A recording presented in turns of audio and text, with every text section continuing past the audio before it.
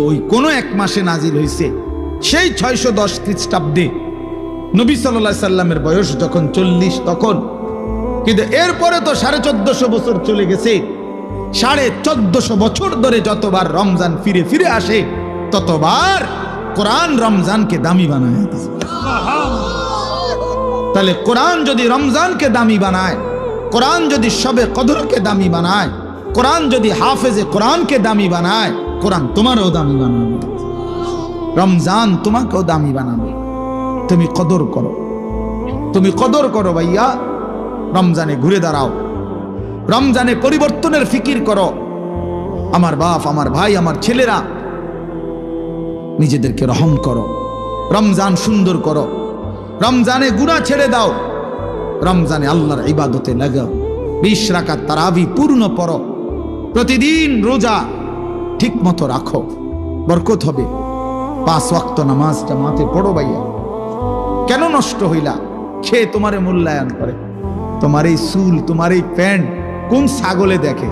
তুমি কও। এই সমাজের কোনো ভদ্রলোক, এই সমাজের মান্যগণ্য কোনো মানুষ, দিল দরদি, দিন দরদি কোনো মানুষ তোমার করে দেখে?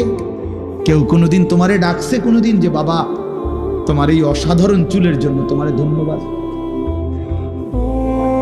হ্যাঁ, তো তাহলে সে সামান্যতম আমরা তো মনে করেন একটু অনুভব করি, কথার কথায় অহংকারের জন্য বুঝাইতেছি না, যেন আমি এটা অনুভব করি আমরা যে অনেক মানুষ আমগরে মহব্বত করে, মুসাফা করে, হ্যাঁ মাহফিলের জন্য বলে, তাহলে বোঝা গেল আমি অনুভব করি যে আমার অনেক মানুষ মহব্বত করে। আমার কথাটা বোঝেন নাই?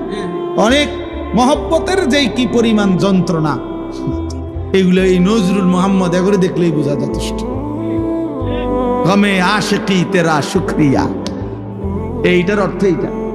গমে আশিকি মানে হইল ভালোবাসার বেদনা, ভালোবাসার যন্ত্রণা, মহব্বতের যন্ত্রণা। আল্লাহ তেরা শুকরিয়া মানে বুঝায় যে তোমার রাস্তায় যতবার যত দুঃখ পেয়েছি তোমারে ভালোবাসতে গিয়ে, সবকিছুর জন্য তোমার শুকর যে আল্লাহ তোমার রাস্তায় দুঃখ বেদনা জামিলার মিলছে। তো এই জন্য ভাইয়া তোমার তো এটা অনুভব করা উচিত, তোমার তো এটা ভাবা উচিত যে আমি যে প্রতিনিয়ত চুল পাল্টাইলাম, ডিজাইন পাল্টাইলাম, ফ্যাশন পাল্টাইছি, তো মাইনসে আমারে কি তা কয়?